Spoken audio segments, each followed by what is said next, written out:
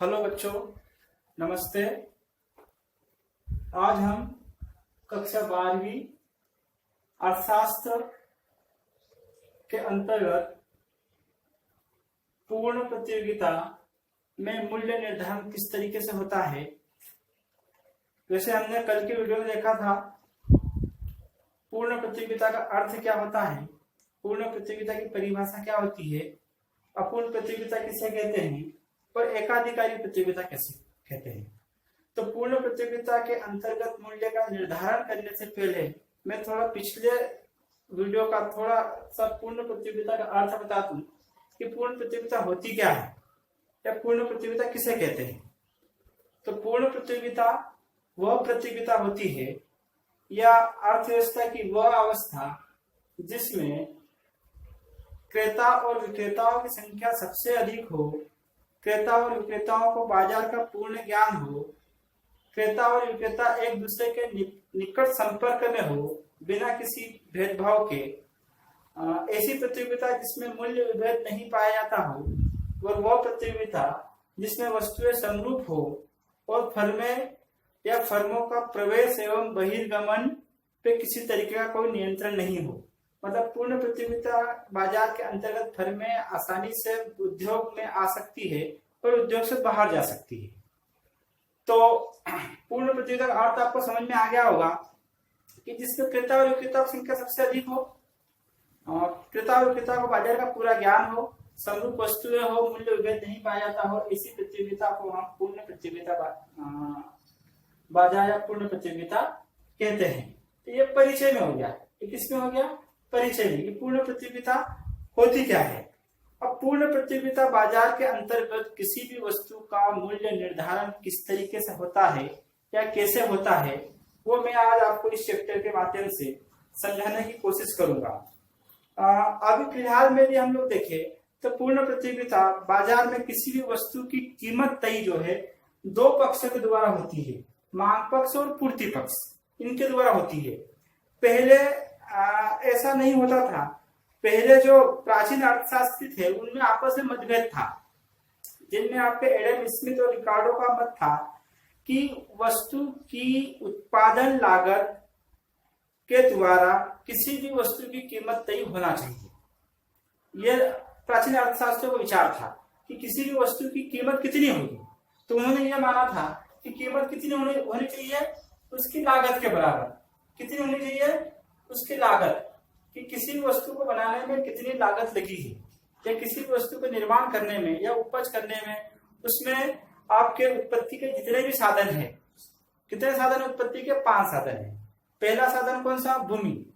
भूमि, श्रम, पूंजी, साहस और संगठन। ये उत्पत्ति के 5 साधन हैं। किसी भी वस्तु को बनाने में इन 5 साधनों की आवश्यकता पड़ती है। इनमें से एक साधन भी मिस हो जाए तो फिर हम किसी वस्तु का निर्माण नहीं कर सकते। तो भूमि को या भूमि के प्रयोग के बदले हम क्या देते हैं? भूमि को लगान। क्या देते हैं? लगान। किसी से हमने भूमि ली या भूमिपति से भी भूमि को उपयोग कर रहे हैं या उसकी भूमि ली है तो हमको उसके बदले क्या देना पड़ता है? लगान देनी पड़ती है। लगान क्या देनी पड़ती है? लगान। उसके बाद आपका श्रम को हम लोग जो है श्रमिक को क्या देते हैं? मजदूरी को क्या देते हैं? उसको मजदूरी। तो इसी तरीके से आपका संगठन, साहस, इन सब को हम लोग कुछ न कुछ पारिश्रमिक देते हैं। तो किसी भी वस्तु को बनाने में जितना इन उत्पत्ति के साधनों को पारिश्रमिक दिया जाता है उसका यदि योग हम लोग कर ले तो उसी को हम लोग क्या कहते हैं? लागत कहते हैं। क्या कहते हैं? लागत। तो प्राचीन अर्थशास्त्रियों में यह मतभेद था कि किसी भी वस्तु के निर्माण में हमको जितनी लागत लग रही है या जो हमारा खर्चा हो रहा है वही उस वस्तु की कीमत होनी चाहिए। ये जो है प्राचीन अर्थशास्त्रियों का मत था। परंतु इसके विपरीत फिर कुछ अर्थशास्त्री आए जिसमें मार्शल ने इसमें विवाद पैदा किया कि उत्पत्ति आपके जो है वस्तु की लागत के बराबर नहीं, किसी वस्तु की कीमत किसके बराबर होना चाहिए? उसकी सीमांत उपयोगिता के बराबर होना चाहिए। किसके बराबर होना चाहिए? सीमांत उपयोगिता। अब सीमांत उपयोगिता होती क्या है? सीमांत उपयोगिता सीमांत का मतलब होता है अंतिम, लास्ट वाली इकाई या लास्ट वाली उपयोगिता। ठीक है, सीमांत उपयोगिता। तो सीमांत उपयोगिता किसे कहते हैं? सीमांत उपयोगिता वो उपयोगिता होती है जिसमें एक से अधिक इकाइयों का यदि हम उपयोग या उपभोग करते जा रहे हैं या जाते हैं, तो उसके लास्ट वाली इकाई या अंतिम इकाई या सीमांत इकाई से कितनी उपयोगिता हमको प्राप्त हो रही है, वही उसकी सीमांत उपयोगिता होती है। तो प्रोफेसर मार्शल का यह विचार था कि जो है कि किसी भी वस्तु की कीमत किसके द्वारा तय होनी चाहिए? सीमांत उपयोगिता के द्वारा, कि एक उपभोक्ता को उस वस्तु से कितनी उपयोगिता प्राप्त हो रही है, जितनी उपयोगिता प्राप्त हो रही है वही उस वस्तु की कीमत होना चाहिए। तो प्राचीन अर्थशास्त्री और आधुनिक अर्थशास्त्री में मतभेद हुआ, उन मतभेदों को कम करने के लिए एक यहाँ पे लिखा है कि उन मतभेदों को समाप्त करने के लिए वस्तु का मूल्य, उत्पादन लागत का उसकी सीमांत उपयोगिता अर्थात दोनों के द्वारा निर्धारित होना चाहिए। मतलब लागत और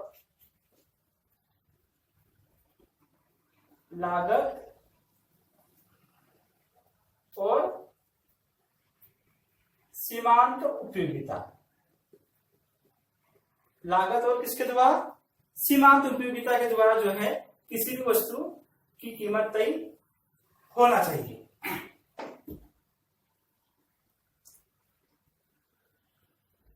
मार्शल ने लिखा है, अच्छा मार्शल के अनुसार उन्होंने क्या कहा? जिस प्रकार कागज को काटने के लिए कैंची के दोनों फलकों की आवश्यकता होती है, ठीक उसी प्रकार किसी वस्तु के मूल्य निर्धारण के लिए वस्तु की उपयोगिता अर्थात मांग तथा वस्तु की उत्पादन लागत अर्थात पूर्ति दोनों शक्तियों के द्वारा होना चाहिए। ये मार्शल का विचार था। हम लोग यहाँ यही पढ़ेंगे कि किसी भी वस्तु के पूर्ण प्रतियोगिता मूल्य निर्धारण के लिए मांग पक्ष और पूर्ति पक्ष, मतलब मांग क्या भूमिका निभाता है और पूर्ति क्या भूमिका निभाता है, इन दोनों पक्ष को हम लोग पढ़ेंगे। तो इससे पहले हम लोग देखते हैं साम्य कीमत। साम्य कीमत क्या होती है? ये वाली साम्य कीमत का मतलब क्या होता है?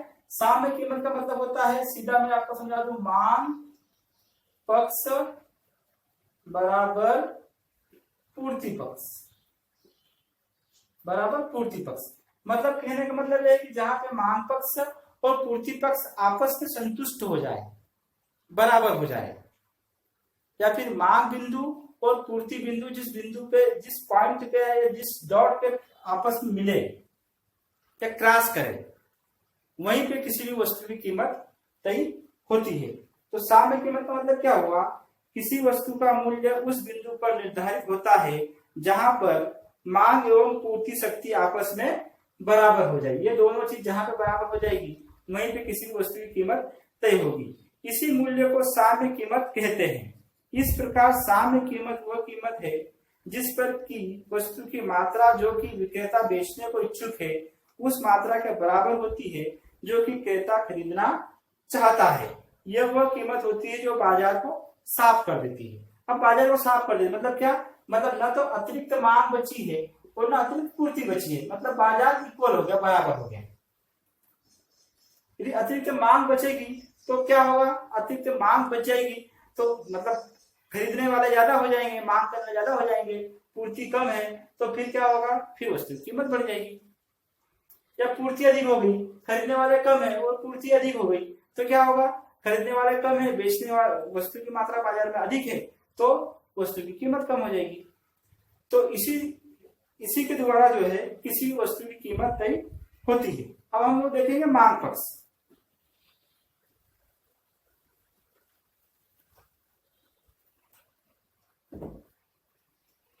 मांग पक्ष या फिर मांग शक्ति होती क्या है?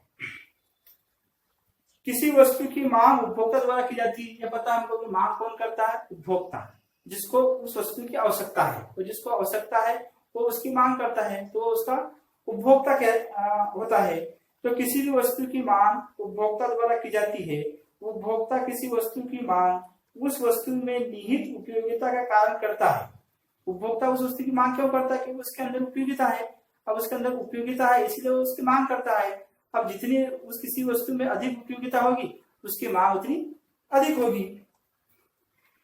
उपभोक्ता वस्तु का जितना मूल्य देगा वह वस्तु की सीमांत उपयोगिता कहलाएगी या फिर अंतिम इकाई से प्राप्त उपयोगिता कहलाएगी। पर निर्भर करता है। उपभोक्ता किसी भी दशा में वस्तु की सीमांत उपयोगिता से अधिक मूल्य नहीं देगा।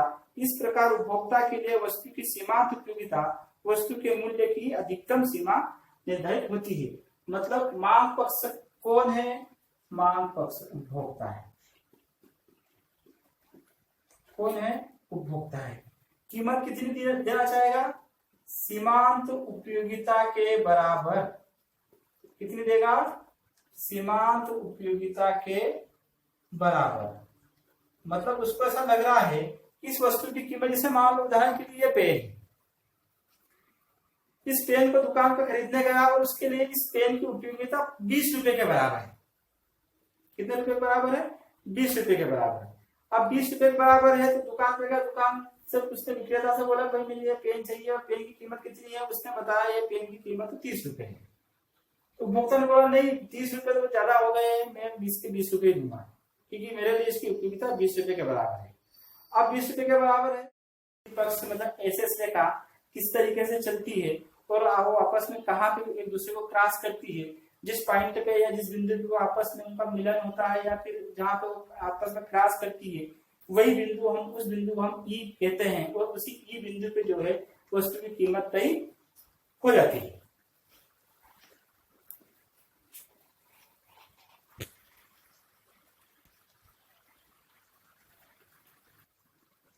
देखिए तालिका में, देखिए तालिका में क्या दिया हुआ है? सबसे पहले इस बॉक्स में मांग की मात्रा इकाइयां दी हुई है, इकाइयों में यहाँ पे कीमत दी हुई है, यहाँ पे पूर्ति की मात्रा इकाइयों में दी है और ये विशेष विवरण है। ठीक है, तो सबसे पहले हम लोग देखें मांग की मात्रा। मांग की मात्रा क्या है? सबसे पहले 100 है कि मांगी जाने मात्रा कितनी है? 100 इकाइयों की किसी भी वस्तु जो है, किसी वस्तु की इकाइयों की मांग कितनी हो रही है? 100 मांग हो रही है और उसकी मात्रा कितनी है? कीमत कितनी है? कीमत 5 है। और बाजार में पूर्ति कितनी हो रही है? बाजार में पूर्ति कितनी हो रही है? 200। अब 200 पूर्ति हो रही है, 100 मांग और वस्तु की कीमत 5 रुपए है। तो अब क्या हो रहा है? हम इस 200 में से 100 को माइनस करेंगे तो कितना बच गया? 100। मतलब 100 पूर्ति बाजार में एक्स्ट्रा है। जितनी वस्तुएं बाजार में बिकने के लिए आ रही है या जितनी मात्रा बाजार में उपलब्ध है उससे कम मात्रा में वस्तुओं की मांग हो रही है, तो बाजार में अतिरिक्त पूर्ति है। अब उस अतिरिक्त पूर्ति को कम करने के लिए उत्पादक के द्वारा क्या किया जाएगा? उत्पादक के द्वारा कीमत कम की जाएगी। क्या की जाएगी? कीमत कम की जाएगी। अब कीमत कम होगी तो क्या होगा? वस्तु की मांग बढ़ जाएगी। हम स्वाभाविक हमारे मांग करने में ही कि जब भी किसी भी वस्तु की कीमत में कमी होती है तो उस वस्तु की मांगी जाने वाली मात्रा में वृद्धि हो जाती है। तो अब वस्तु की मांग कितनी हो रही है? 125 वस्तु की मांग हो रही है। वस्तु की कीमत कितनी है? 4 रुपए है वस्तु की कीमत। अब 4 रुपए में वस्तु की मांग जो है 125 इकाइयां है और बाजार में उस वस्तु की पूर्ति कितनी हो रही है? 175 हो रही है। मतलब कहने का मतलब क्या है कि अभी भी बाजार में अतिरिक्त पूर्ति उपलब्ध है। अब उस अतिरिक्त पूर्ति को और खत्म करने के लिए एक उत्पादक के द्वारा फिर वस्तु की कीमत में कमी की गई। अब वस्तु की कीमत में कमी की गई तो वस्तु की मांग में कितनी वृद्धि हो गई? 150 वस्तु की मात्रा मांगी जा रही है 3 रुपए कीमत पे। अब वस्तु की पूर्ति बाजार में कितनी है? 150। ठीक, मतलब वस्तु की मांग 150 इकाइयां है और वस्तु की पूर्ति भी 150 इकाइयां हैं 3 रुपए कीमत पे। तो यहाँ पे मांग पक्ष या मांग और पूर्ति आपस में बराबर है। तो ये आपके यहाँ पे साम्य बिंदु हो जाएगा या साम्य कीमत हो जाएगी कि 3 रुपए पे इस वस्तु की कीमत तय हो जाएगी, क्योंकि न तो अतिरिक्त बाजार में पूर्ति है और न अतिरिक्त मांग है।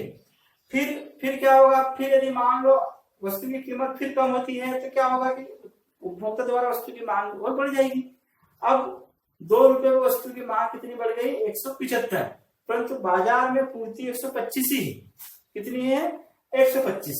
ऐसे कैसे? फिर वस्तु की कीमत में कमी हुई, 1 रुपए वस्तु की कीमत हो गई है तो वस्तु की मांगी जाने वाली मात्रा में वृद्धि 200 हो गई है, परंतु पूर्ति 100 ही है। अब यहाँ पे इन दोनों पॉइंट पे क्या हो रहा है? अतिरिक्त मांग